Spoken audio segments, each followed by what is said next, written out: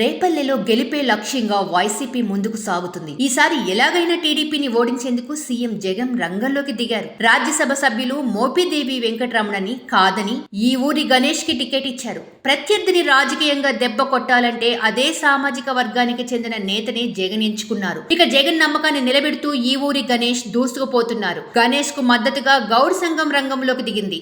దీంతో టీడీపీ కథమయ్యే పరిస్థితి కనిపిస్తుంది. ఉమ్మడి గుంటూరు జిల్లా పరిధిలో నాటి కూచినపూడి నియోజకవర్గంలో వరుసగా ఎమ్మెల్యేగా ఎంపికై మంత్రిగా పనిచేసిన ఈ ఊరి సీతారామమ్మ తనయుడు డాక్టర్ ఈ ఊరి గణేష్ రేపల్లెలో రోజు రోజుకి బలం పెంచుకుంటున్నారు. గౌడ సామాజిక వర్గానికి చెందిన గణేష్ 2009లో ప్రజారాజ్యం పార్టీలో ఎమ్మెల్యేగా పోటీ చేసి ఓటమి చెందారు. అప్పటి నుండి రాజకీయాలకు దూరంగా ఉంటూ వైద్య వృత్తిలో కొనసాగుతున్నారు. అయితే ఈసారి ఎలాగైనా రేపల్లెలో వైసీపీ జెండా ఎగరవేయాల లక్ష్యంతో జగన్ డాక్టర్ ఈ ఊరి గణేష్ ను పార్టీలోకి తీసుకుని ఇన్ఛార్జి బాధ్యతలు అప్పగించారు. ఇక బాధ్యతలు చేపట్టిన నాటి నుంచి గణేష్ గెలుపు దిశగా దూసుకుపోతున్నారు. గణేష్ దూకుడికి టీడీపీ అభ్యర్థికి దిక్కు తోచడం లేదు. అందుకే గతంలో పట్టించుకొని సామాజిక వర్గాల చుట్టూ తిరుగుతున్నారు. సొంత సామాజిక వర్గం వైసీపీ అభ్యర్థికే మద్దతు ప్రకటించడంతో టీడీపీ అభ్యర్థికి దిక్కు తోచడం లేదు. రేపల్లె నియోజకవర్గంలో గణేష్ పోటీ ద్వారా సానుకూల ఫలితాలు వస్తున్నాయని వైసీపీ అధిష్టానం భావిస్తుంది. గణేష్ కు మోపిదేవి సహకరించాలని వైసీపీ నేతలు కోరుతున్నారు.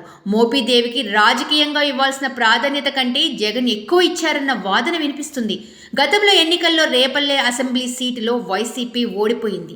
అక్కడి నుంచి గౌడ సామాజిక వర్గానికి చెందిన టీడీపీ అభ్యర్థి అనగాని సత్యప్రసాద్ గెలిచారు. ప్రస్తుతం అదే సామాజిక వర్గానికి చెందిన ఈవూరు గణేష్ ను వైసీపీ రంగంలోకి దించింది. గణేష్ ను రంగంలోకి దించడం వల్ల గౌడ ఓట్లతో పాటు స్థానికంగా వైసీపీకి కీలక నేతగా ఉన్న మోపిదేవి వెంకటరమణారావు సామాజిక వర్గం మత్స్యకారుల ఓట్లు కూడా పడతాయని వైసీపీ భావించింది. దీంతో ఒకవైపు సీనియర్ రాజకీయ నేత, మరోవైపు యువనేత మధ్య ఆసక్తికర పోరు సాగనుంది. ఇదే సమయంలో తాను జగన్ ని వదులుకోనని మోపిదేవి స్పష్టం చేశారు. తనకు తాను ప్రాతినిధ్యం వహిస్తున్న సామాజిక వర్గానికి జగన్ గౌరవాన్ని ఇచ్చారని వివరించారు. తాను ఎన్నికల్లో ఓడిపోయినప్పటికీ తనను ఎమ్మెల్సీగా చేసి కేబినెట్ లోకి తీసుకున్నారని మోపిదేవి తెలిపారు. అనంతరం శాసన మండలి రద్దు అనే చర్చ రాగానే తనను రాజ్యసభకు పంపారని వివరించారు. అందుకే జగన్ ను వదులుకోనని మోపిదేవి వివరించారు. జగన్ చెప్పిన మాటే తనకు వేదమని, తాను ఆయన నిర్ణయాలను గౌరవిస్తారని తెలిపారు. అధిష్టానం నిర్ణయించిన అభ్యర్థి ఈ ఊరు గణేష్ ను గెలిపించుకుంటామని స్పష్టం చేశారు.